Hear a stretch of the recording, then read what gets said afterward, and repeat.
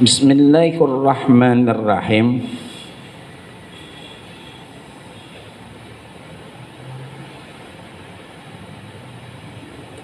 Wa fi sahih Ibn Hibban an Ata'in qala dakhaltu ana wa Ubayd bin Umar ala Aisyah radhiyallahu anha faqalat li Ubayd bin Amr qad ana laka an tazurana faqala aqulu ya amma kama qala al-awwal zur gibban tazdad hubban. Hadirin wal hadirat rahimakumullah, kita masih membahas kitab Syarah Irsyadul Ibad ila Sabilir Rasyad karangan Syekh Zainuddin bin Abdul Aziz bin Zainuddin Al-Malyabari, masih di dalam pembahasan khatimatun fil khawfi, tentang rasa takut kita sebagai seorang hamba mesti dan harus kepada Allah Subhanahu wa taala. Yang belum niat iktikaf silakan niat iktikaf di dalam hati, dan yang belum niat nuntut ilmu silakan niat nuntut ilmu di dalam hati, agar ibadah kita dari awal sampai akhir nanti mendapatkan cucuran rahmat dan maghfirah dari Allah Subhanahu wa taala. Kita lanjutkan sedikit mengulang pertemuan 2 pekan yang lalu, di mana wa fi sahih Ibn Hibban, dalam kitab sahih Imam Ibn Hibban an Ata'in dari Sayyidina Ata qala, beliau berkata dakhaltu, aku masuk, ana wa Ubayd bin Umar, saya dan Ubayd bin Umar ala Aisyah, ke tempat Sayyidah Aisyah radhiyallahu anha faqalat, lalu Sayyidah Aisyah berkata li Ubayd bin Amr, kepada Ubayd bin Amr, qad an laka an tazurana, Ubayd, sekarang baru ente kunjungin kami. Faqala aqulu, lalu aku berkata ya ammah, wahai ummul mukminin, kama qala al-awwal, sebagaimana ucapan pepatah zur gibban tazdad hubban, jarang-jarang berkunjung dapat menumbuhkan dan menambahkan rasa senang. Jadi kita kalau berkunjung jangan sering-sering, jarang-jarangin, biar orang juga nggak bosen. Apalagi kalau ngunjungin ada perlunya, dia lagi gitu. Kita kalau kunjungan jarang-jarang dan jangan bawa beban. Kalau boleh bawa tentengan kakek, yang lain kagak ya, bawa tentengan kan begitu ya kan, apa namanya, tahabu. Baginda Rasul sallallahu alaihi wasallam, saling memberi hadiahlah kalian, maka kalian saling mencintai. Kita ngunjungin saudara kita bawa tentengan, telur ya kan 1 kilo, jeruk 1 kilo, durian montong 2, pulang.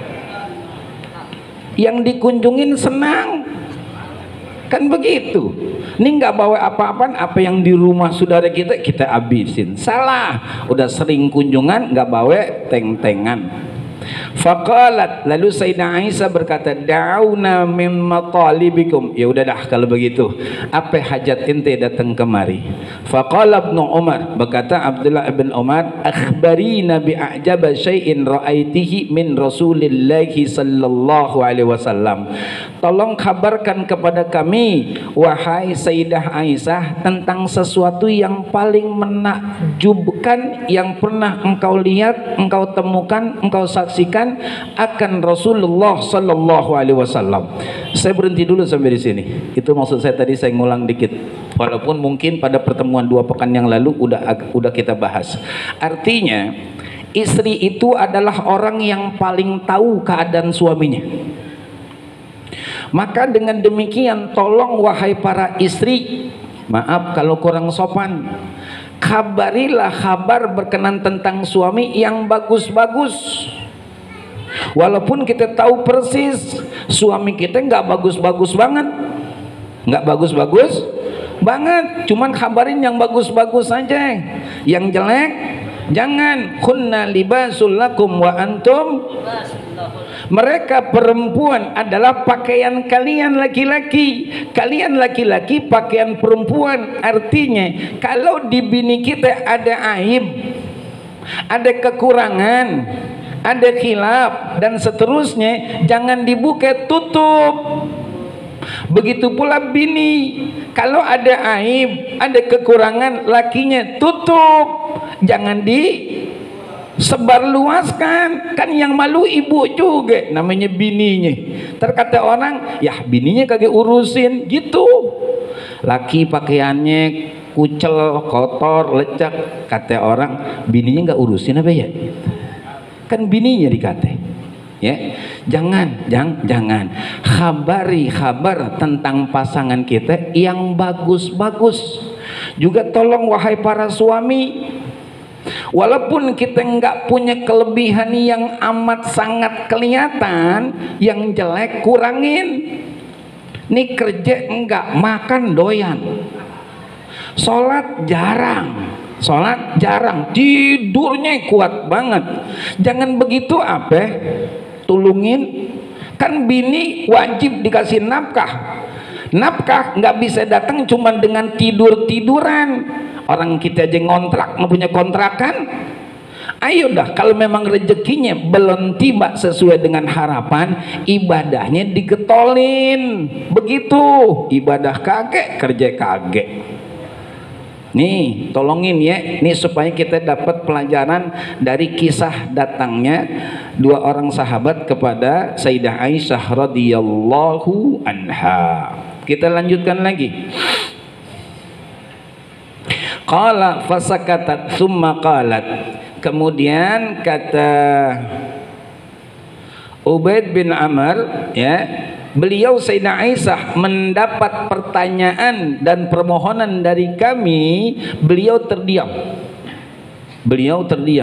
Itu salah satu adab dalam rangka kita berbicara. Kalau kita berbicara orang belum selesai kita potong, nggak adab. Makanya kalau terpaksa kita potong, kita minta maaf ya Pak, maaf ya Bu, kalau boleh saya potong gitu. Jangan main potong aja, nggak adab itu. Dan adab itu sekali lagi lebih tinggi ketimbang ilmu. Nih, ya. Dan ini adab. Jadi Sayyidah Aisyah merenung dulu gitu. Apa sekiranya yang bisa aku sampaikan kepada dua orang ini untuk menjadi ibrah pelajaran buat mereka dari apa yang aku saksikan akan kehidupan baginda Rasul sallallahu alaihi wasallam, ya. Fasakatat summa qalat, lalu beliau berkata, lamma kanat lailatun minal layali qala ya Aisyatu, pada satu malam dari sekian malam yang kami lalui, ya, berkatalah baginda Nabi besar Muhammad sallallahu alaihi wasallam kepada Sayyidah Aisyah, ya Aisyatu, wahai Aisyah, dharini, biarkan, izinkan aku, a'budul lailah, untuk beribadah malam hari ini kepada Allah Subhanahu wa taala. Ya, jadi kalau laki nih, maaf ini ya, laki mau apa-apa ngomong ame bini, syukron gak wajib, yang bilang wajib siapa? Ini dicontohin ame Rasulullah, dicontohin, laqad kana lakum fi rasulillahi uswatun, sungguh pada diri baginda Rasul ada uswah, ada contoh yang baik untuk bisa kita terapkan dalam kehidupan. Izin ame bini, neng izin ya, mau kemana bang? Ntar abis isya nggak pulang, emang apa? Ada tahlilan. Bilang ame bini, jadi bini tahu. Bini kan mikirin kita juga bang. Jangan kata bini kagak mikirin, tanyain dah bini-bini yang ada. Ya, kalau dijujur. Kita lanjutkan ya. Kemudian qultu wallahi inni la uhibbu qurbaka wa uhibbu ma yasurruka. Lalu kata Sayyidah Aisyah radhiyallahu anha, demi Allah, ini pakai kosam nih, pakai sumpah, sumpah. Yang dibawa sumpah adalah nama Allah, alias nggak sembarangan. Kata Sayyidah Aisyah, demi Allah ya Rasulullah, sesungguhnya aku pengen banget selalu berdekatan ame kamu wahai suamiku. Tapi aku pun pengen melihat kamu bahagia. Maaf ya Bu, itu diantara tanda istri yang solehah. begitu. Nggak mau jauh ame laki, tapi menginginkan laki itu juga bahagia. Kasih, izinin laki nikah kagak sih, suami kagak diizinin, pulang aja HP-nya dicek semuanya, dibukain, kagak percaya tuh bininya. Udah lepasin aja. Tuh bang, saya cinta banget sama abang, sayang banget sama abang, saya pengen berduaan mulu bang sama abang, tapi karena memang abang izin untuk sebuah kebaikan, saya izinin bang. Saya pengen abang gembira, saya lihat abang senang, saya pengen begitu. Kasih izin, jangan dipegangin. Enggak, syukuran nggak dipegangin, man kunci rumah ditelen, jadi nggak bisa keluar. Kasih udah lewat jendela tuh, kata Bang Sadip. Lewat jendela, dimaksa banget lakinya ya, lewat jendela dia. Subhanallah. Begitu tuh ya Bu, maafin. Jadi di antara istri yang soleha tuh begitu, jujur sama laki, bang, sebenarnya saya pengen selalu dekat sama abang, cuman karena abang izin sama saya pengen lihat abang gembira, berangkat dah bang. Kita nih yang diamanahin sama bini, jangan aneh-aneh. Beneran saya ngomong apa adanya. Kan kalau laki seturuan udah lain ceritanya. Seturuan yang laki udah lain ceritanya. Tanyain dah laki-laki dah. Saya nggak melihat mukanya sih, takut. Iya, bininya aja mengkeret nah. Kayak ayam kayak kambing kehujanan. Iya, kalau dia seturuan dah. Ya, maaf kalau bisa kurang sopan. Cewek lewat nih, sweet, bukan bang. Siapa sih bang? Yang baru lewat. Tuh nggak ada bininya, nggak ada bininya. Jangan begitu, nggak baik, nggak baik. Ya, kan bini udah kasih izin, udah kasih kepercayaan. Ya, kita lanjutkan lagi hadirin wal hadirat rahimakumullah.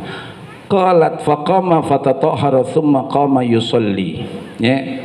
Falam yazal yabki hatta balla hijrahu. Lalu baginda Rasul udah diizinin bersuci dah beliau, diriin sholat dah, lalu beliau nangis sampai basah pangkuan beliau. Ini izinnya izin baik. Artinya kalau kita izin, neng, abang izin nih, mau kemana bang? Besok pagi abis sholat subuh abang udah janjian mau cari kerja di Bekasi. Ya udah bang, hati-hati ya, bener-bener kerja, bener-bener kerja. Tuh kan bini angkat tangan, kita laki pergi, bini masuk rumah ngambil wudhu, sholat duha, angkat tangan, ya Allah, ya Allah. Baru aja seorang manusia yang saya cintain banget, saya sayang banget, pergi, ya Allah cari nafkah, tolong jagain ya Allah, pelihara ya Allah, lindungi ya Allah, mudahin urusannya, dan tolong ya Rob pulang bawa rezeki yang halal dan berkah. Begitu tuh namanya laki bini yang bener, laki bini yang benar. Kan ada bini-bini lakinya pergi, dikagak lepas lakinya, di selonjoran aja di bangku. Mana bang kerja? Ya udah makan bang, udah bagus dah, tutup pintu bang. Ya ada bini begitu, ada. Jangan lame-lame yang begitu, tukar yang mendingan dikit. Iya bener, saya ngomong apa adanya. Kalau saya emang ngomong apa adanya. Iya, tukar yang mendingan dikit, yang ngartian gitu. Mau kemana bang kerja? Ya Allah, udah siap semua. Udah, alhamdulillah. Berangkat ya neng. Iya, cium tangan. Tuh, bolak-balik. Hati-hati bang. Iya, lakinya cium keningnya. Jaga diri ya neng. Iya bang. Jangan tutup pintu dulu, liatin laki, sampai nggak kelihatan naik motornya. Tuh, laki belum pergi udah gedogin pintu, gubrak. Yang lama-lama kalau bini yang begitu, tuker aja udah. Masih banyak yang mendingan. Nah, kita ngapain piara yang begitu pak? Mohon maaf, saya ngomong apa adanya aja. Daripada kita makan hati, dipertahanin begitu, nggak dipertahanin bagaimana jadinya? Tuker aja deh, tuker. Kita lanjutkan lagi hadirin wal hadirat rahimakumullah. Hatta balla hijrahu, sampai menetes nih air mata ke pangkuan mulia baginda Rasul sallallahu alaihi wasallam. Qalat, kemudian Sayyidah Aisyah berkata lagi, wa kana jalisan falam yabki hatta balla lihyatahu. Kemudian ketika beliau duduk masih nangis saja sampai jenggot mulia beliau pun basah. Ya, nangis beliau. Maaf ya, maaf. Pernah nggak kira-kira sholat kita nangis? Ingat-ingat dah, pernah gak kita begitu? Enggak syukron, ya nggak apa-apa sih, yang penting khusyuk aja dulu dah. Mungkin belum levelnya kali kita ya, tapi paling enggak jangan kemana-mana pikiran kita. Kadang-kadang kita Allahu Akbar, yang lain tuh kepikiran. Jangan, kan Allahu Akbar itu sesuatu yang mengharamkan yang tadinya halal. Kita makan boleh, minum boleh sebelum takbiratul ihram. Kalau udah takbiratul ihram haram. Kita ngobrol boleh, kongko boleh, cerita boleh, ketawa boleh sebelum takbiratul ihram. Setelah takbiratul ihram nggak boleh. Tuh, mestinya kita fokus ya. Kita lanjutkan lagi. Qalat thumma baka falam yabki hatta balal ard. Subhanallah. Kemudian kata Sayyidah Aisyah radhiyallahu anha, beliau baginda Rasul masih aja menangis sampai bumi Allah pun basah dengan air mata beliau. Faja'a Bilalun yu'adzinuhu bis-shalah. Kemudian datanglah Sayyidina Bilal untuk mengumandangkan azan subuh. Falamma ra'ahu yabki qala. Ketika Sayyidina Bilal melihat baginda Rasul lagi menangis, beliau bertanya, "Ya Rasulullah, wahai baginda Rasul sallallahu alaihi wasallam, lima tabki? Apa yang menyebabkan kamu nangis ya Rasulullah? Wa qad ghafarallahu laka ma taqaddam min dzambik wa ma ta'akhkhar." Sungguh kalaupun ada khilaf dan salah engkau, Allah udah ampunin yang dulu ataupun yang belakangan ya. Qala, baginda Rasul berkata, afala akunu abdan syakura. Tidakkah aku layak menjadi seorang hamba dari hamba Allah yang selalu bersyukur? Makanya tadi pengajian subuh saya bilang, hadirin wal hadirat, kalau kita ngandelin ibadah buat masuk sorge, nggak bakalan masuk sorge. Walau 500 tahun kita hidup tanpa dosa, susah masuk sorge. Kok bisa begitu? Iya, makanya untuk mendidik diri kita jangan takabur dan jangan cepet puas. Kan ada orang begitu, sholat Allahu Akbar, sholat maghrib, sholat judul ba'diyah enggak, zikir doa enggak, keluar aja dia dari masjid.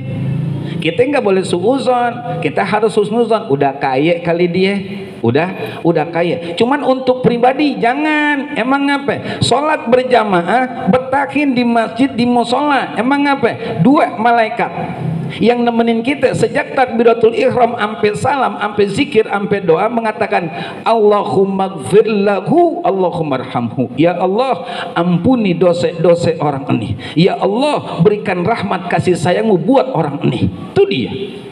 Jangan buru-buru keluar, mau kemana? Paling keluar ngerokok sama ngopi. Keliru ya akhi. Allah kasih kesempatan, belum tentu entar isya kita bisa sampai ke masjid. Maka kata baginda Rasul begitu, sab'atun yuzillukumullahu fi zillihi yawma la zilla illa zilluh. Ada 7 macam golongan manusia yang akan dapat naungan esok di hari kiamat di padang mahsyar yang tidak ada naungan kecuali naungan Allah Subhanahu wa taala. Salah satu dari 7 adalah rajulun qalbuhu mu'allaqun bil masajid. Seseorang yang hatinya selalu terpaut dengan masjid, belum pulang mau balik lagi. Kan subhanallah, kalau kita datang belakangan pulang duluan tuh kalau judul ibadah, tuh judul ke masjid, tuh judul majlis taklim, tuh judul jumatan. Tapi kalau ke pasar belum buka kita udah sampai, pulangnya udah gelap. Perasaan tadi kita masuk masih siang, berapa jam ente di mall?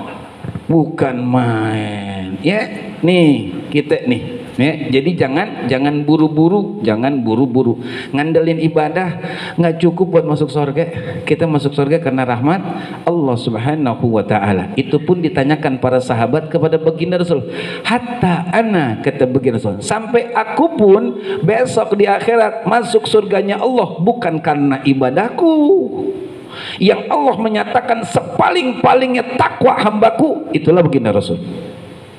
Tapi beliau masuk surga bukan karena amalnya, tapi karena hatta yataghammadani Allahu min rahmati wa fadlih, atau kama qala Rasulullah sallallahu alaihi wasallam, sampai aku dinaungi, diliputi oleh karunia dan kasih sayang Allah, aku masuk surga.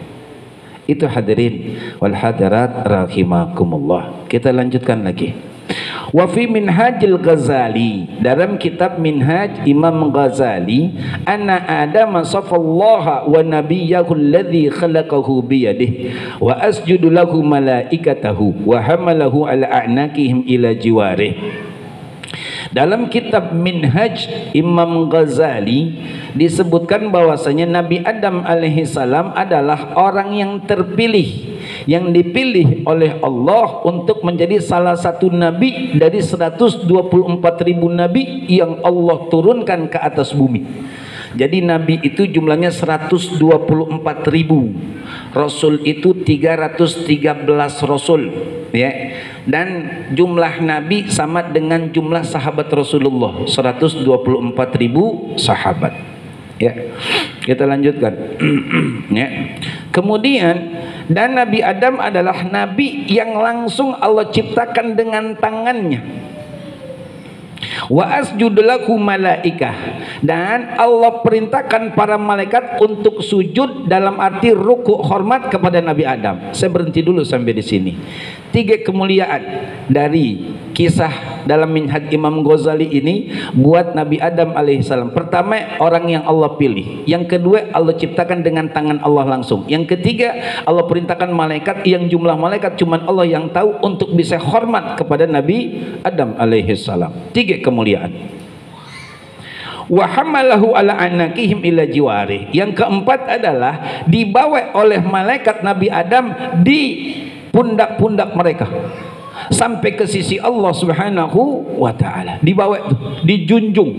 Malaikat itu tingginya tembus ke langit, kakinya tembus ke dasar bumi, satu malaikat. Kayak apa itu tingginya, subhanallah. Ya, dibawa oleh malaikat. Lama akala aklatan wahidan lam yu'zin lahu fiha. Ini kita garis bawahi.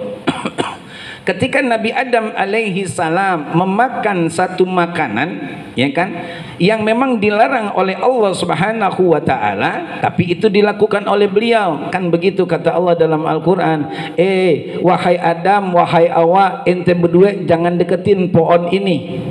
Jangan deketin pohon ini. Sama kalau boleh disamain dengan firman Allah, wala taqrabuz zina innahu kana fahisyatan wasa'a sabila. Jangan deketin zina, deketin aja jangan, apalagi zinahnya. Aneh nggak zina Sukron, cuman telepon-teleponan. Telepon-teleponan juga zina, zina mulut sama zina telinga. Kan kalau udah begitu cocok aja. Dan nelponnya agak malaman dikit, kan gitu ya. Tangan kiri megang HP, tangan kanan ngusap bini. Kata bininya, Allah suami saya sayang banget ya. Iya padahal dia telepon-teleponan tuh, ya kan, sama perempuan lain diusap-usap bininya. Kata bininya, Allah sayang banget, diusap. Tuh laki-laki bu, akalnya panjang, cerdik dia, rambutnya pendek, akalnya yang panjang. Bini-bini yang rambutnya panjang, akalnya pendek, banyak dibohongin sama lakinya bukan sama laki yang lain. Usap-usap. Iya bang, ya Allah, tidur neng. Kita lanjutkan lagi hadirin jamaah rahimakumullah. Ini jadi nggak boleh. Kata Allah, wahai Adam, wahai Hawa, jangan deketin pohon ini. Beliau makan atas rayuan bujukan iblis. Ya. Kemudian apa konsekuensinya? Konsekuensinya di sini dikatakan adalah lam yu'zin lahu fiha. Maka Allah tidak izinkan Nabi Adam beserta istrinya untuk tinggal di dalam surga. Saya berhenti dulu sampai di sini. Buat kita umat Islam, ya. Allah Subhanahu wa taala berfirman, ya ayuhan nasu kulu mimma fil ardi halalan thayyibah. Wahai sekalian manusia, kata Allah, makanlah oleh kalian apa yang ada dan tumbuh dari bumi. Pertama halal, yang kedua baik. Maaf nih, apakah setiap manusia khususnya umat Islam ikut itu? Enggak.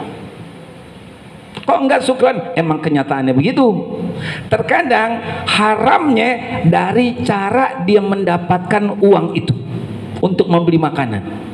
Entah dengan menipu, entah dengan korupsi, entah dengan mengambil hak orang. Yang dibeli mah roti.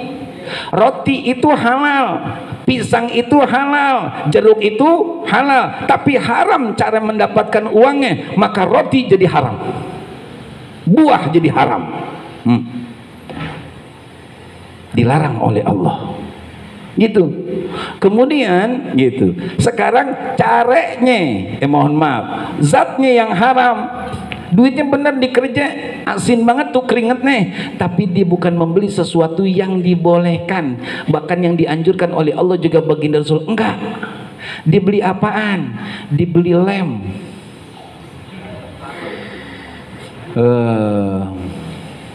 Ya, ngukuri kata Bang Sari. Ya, nggak boleh. Gitu. Dibeli apa namanya? Tembakau gorila. Gitu, nggak boleh. Kan saya kerja, iya, ente kerjanya benar, tapi belanjanya yang salah. Kaitannya di sini apa, Syukron? Di sini satu kali khilafnya Nabi Adam beserta istri, Allah nggak izinkan ke sorga, nggak izinkan tinggal di sorga. Nah sekarang kita umat Islam berapa kali salah makan? Tapi masih Allah izinkan di dunia dan masih sempat untuk bisa masuk surga. Cuman kadang-kadang maaf, manusia banyak lagunya, banyak maunya, ingin caranya doang, gak mau ikut cara agama. Tuh manusia jeleknya. Coba kalau ikut yang begini, gak kuat umat Islam. Asli, sekali salah makan pindah dari dunia ke perut bumi, langsung Allah pindahin. Kan enggak, Allah masih kasih peluang untuk istighfar dan tobat. Ada yang bilang begini, saya nggak sholat aja kaya, saya nggak ke majelis taklim, bisnis saya lancar, bahkan saya lagi mau buat tuh cabang di Bogor, ame di Jogja, nggak sholat, nggak baca Quran, nggak hadir majelis taklim, lancar. Nah ente setiap hari sholat, majelis taklim pasti ada, masih ngontrak aja. Ya akhi, mohon maaf, orang itu lagi istidraj, diulur sama Allah. Ulur, masih nggak sadar Allah kedet. Kalau Allah udah kedet, tewas dia. Dia meninggal dunia dengan sekian banyak beban dosa yang dia lakukan, nggak sadar Allah kasih peluang buat tobat. Tuh. Begitu pula kita tolongin nih, tolongin ya. Jadi masalah makanan jangan asal-asal. Emang apa, Syukron? Yang kita makan masuk mulut, yang kita minum masuk ke mulut, diolah oleh lambung, berubah menjadi darah, dioper, dipompa oleh jantung untuk ke seluruh tubuh. Pengaruh itu untuk keadaan diri kita. Dan kalau tumbuh jadi daging, dagingnya itu tempat yang tepat adalah neraka. Kalau dia darah, itu jadi kendaraan setan. Nggak pernah kita betah untuk ibadah, bahkan kita nggak segera untuk mendekatkan diri kepada Allah. Itu bahayanya makanan dan minuman yang haram. Emang nggak langsung Allah pindahin ke perut bumi, dari atas bumi ke perut bumi? Enggak, Allah kasih peluang. Dienak-enakan. Nih hati-hati ya. Jangan senang-senang. Kalau di sini senang, khawatir di kuburan nggak tenang. Kalau di sini kita cari tenang, mudah-mudahan di kuburan senang. Beda ya, tenang ame senang. Kita lanjutkan. Fanudiya alla yujawirani man asoni. Lalu ada suara yang menyeru dengan ucapan, janganlah mendekat kepadaku orang yang maksiat kepadaku. Maaf ya, itu bedanya umat terdahulu dengan umat Islam, umat baginda Nabi besar Muhammad sallallahu alaihi wasallam. Ada keterangan begitu, keterangan yang menyatakan kalau Nabi Adam khilaf salah di sorga, langsung rontok, copot pakaiannya dan kelihatan auratnya, dan Allah turunin dari sorga ke dunia. Kan gitu ceritanya. Umat Islam berbuat dosa, maaf kalau bahasanya kurang sopan, tanpa baju. Maaf kalau kurang sopan, telanjang bulat. Buat dosanya telanjang bulat. Bener gak? Bener. Tapi masih Allah kasih kesempatan untuk bisa masuk surga. Apa bukan itu keistimewaan buat kita umat Rasulullah? Jangan sia-siain, tobat dah. Begitu maksudnya. Kalau ente ada zaman Nabi Adam, habis sudah. Ini hadirin wal hadirat rahimakumullah, hikmahnya tuh begitu, ya. Kita masih dikasih kemungkinan dan peluang besar dari Allah Subhanahu wa taala untuk dapat nikmat Allah dengan cara segera taubat. Wasari'u ila maghfiratin min rabbikum wa jannatin arduhas samawati wal ard wa iddat lil muttaqin. Segera kata Allah, segera ya. Wa amaral malaikatil ladzina hamilu sarirahu yazjunahu min sama'in ila sama'in hatta auqa'uhu bil ard. Kemudian Allah perintahkan para malaikat yang membawa daripada Nabi Adam alaihissalam bersama Sayyidah Hawa dari sorga turun langit demi langit, langit demi langit, langit demi langit, sampai hatta auqa'uhu fil ard, sampai mereka tuh para malaikat meletakkan Nabi Adam dan Sayyidah Hawa itu di atas bumi. Netap di sini tuh. Apa hikmahnya? Kalau kita lagi di atas, ingatlah ujian makin berat dan beraneka ragam. Entah di atas karena ilmu, entah di atas karena jabatan, entah di atas karena uang, dan seterusnya. Ujian lebih besar dan beraneka ragam. Jangan pernah jauh dari Allah, titik. Kalau jauh dari Allah, nyungkep jatuhnya, asli nyungkep. Kalau ukuran setengah meter, seperempat meter masih bisa kita jatuh, masih bisa tegak kaki kita. Kalau 50, 100, 300 meter dari atas kita jatuh, patah, remuk kita, hancur. Emang apa? Lupa diri. Ini hati-hati.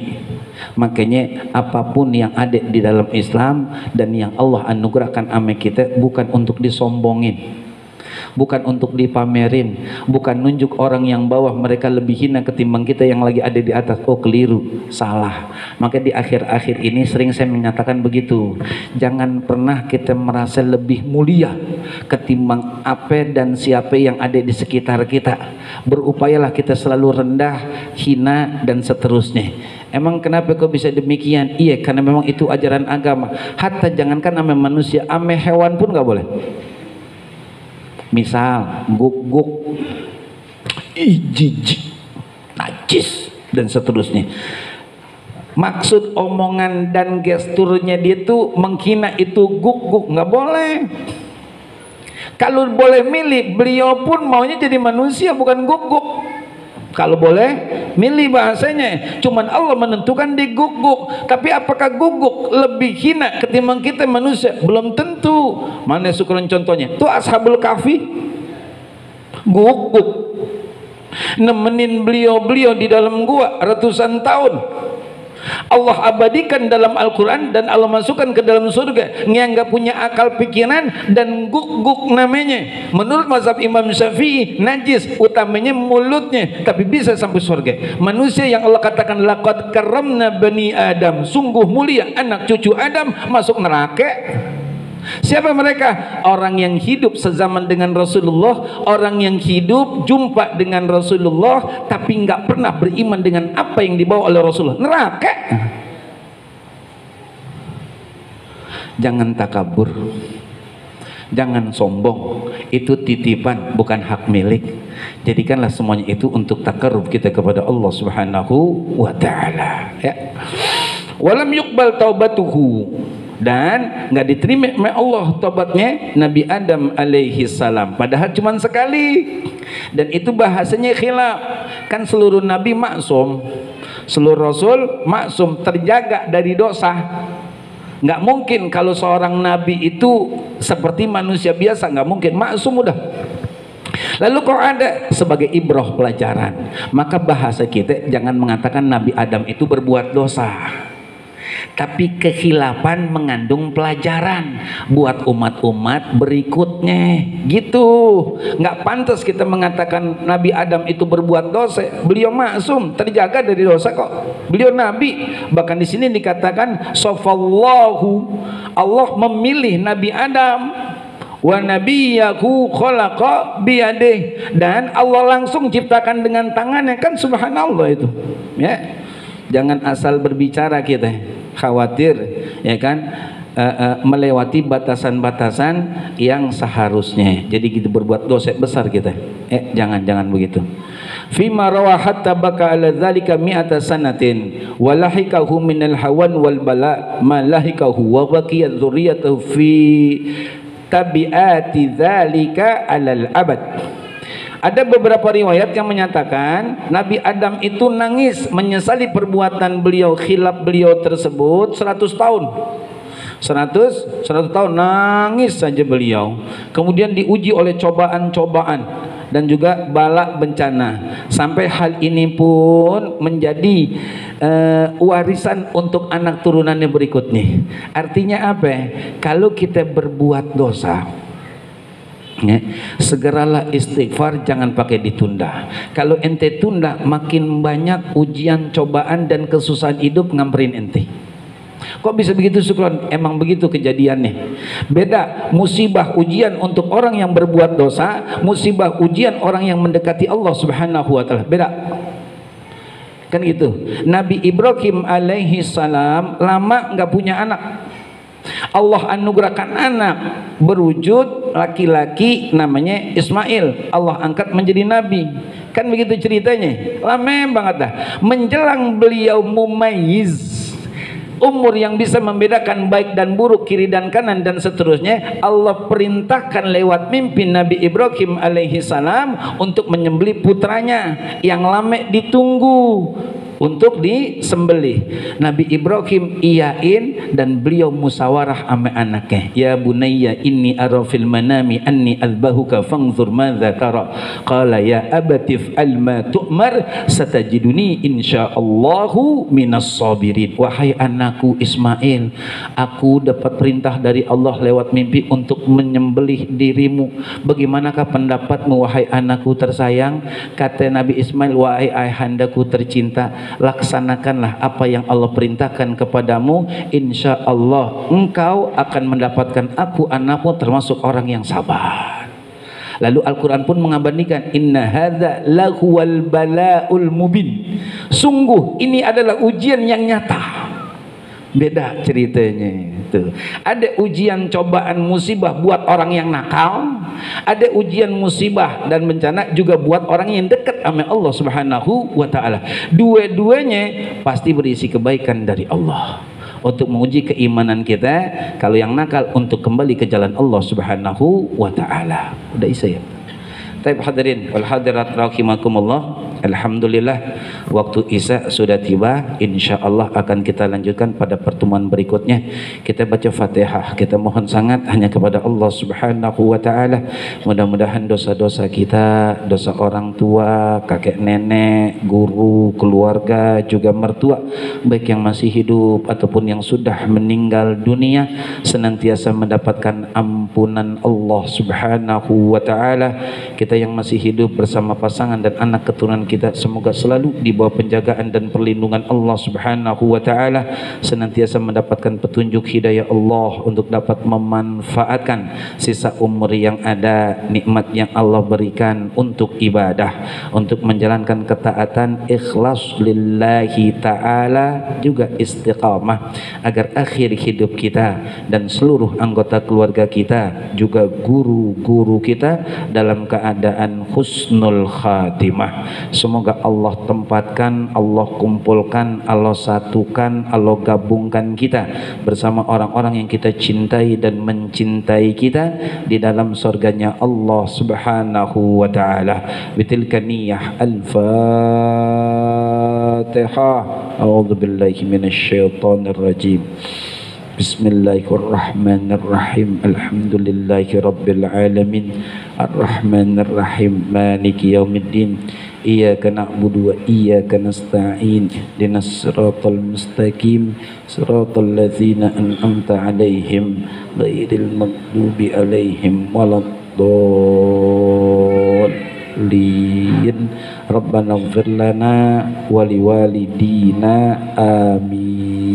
الحمد للغفور للعابد الغرور والفرد في الأمور وحماقة الخبور وصلاة الله دواما وسلامه تماما على من يجي إماما ولأنبياء ختاما وعلى الآل الكرام والصحب كالنجوم في قدوة المرام للعرب والعجم يا ربنا اعترفنا بأننا اعترفنا وإننا أسرفنا وعلى نضى أشرفنا فتب علينا توبة تغسل كل حوبة واستر لنا العورات وآمن الروعات واغفر لوالدينا رب ومولودينا والأهل والإخوان وسائر الخلان وكل ذي محبة حوذرة أو صحبة والمسلمين أجمع آمين ربي يسمع فضلا وجود منا لا بالكساب منا بالمصطفى رسول نهضى بكل صول صلى وسلم ربي عليه عد الهبي وآله وصحبه عداد طرش صحبي والحمد لله في البدء والتناهي أفضل ما قلته أنا والنبيون من قبلي لا إله إلا الله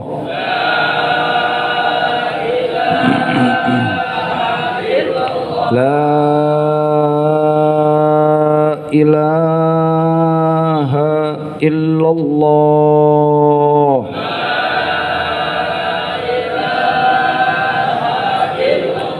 لا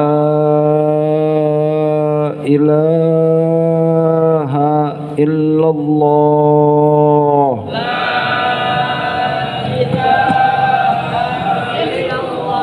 محمد رسول الله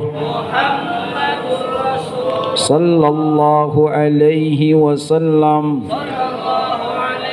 استغفر الله العظيم استغفر الله العظيم استغفر الله العظيم بسم الله الرحمن الرحيم الحمد لله رب العالمين اللهم صل على سيدنا محمد وعلى آل سيدنا محمد اللهم أئنا على ذكرك وشكرك وحسن عبادتك اللهم أرنا الحق حقا وارزقنا اتباعه وأرنا الباطل باطلا وارزقنا اجتنابه اللهم انفعنا بما علمتنا وعلمنا ما ينفعنا وزدنا علما نافعا اللهم أغننا بالعلم وزينا بالحلم وأكرمنا بالتقوى وجملنا بالعافية اللهم إنا نسألك خير أمرنا آخره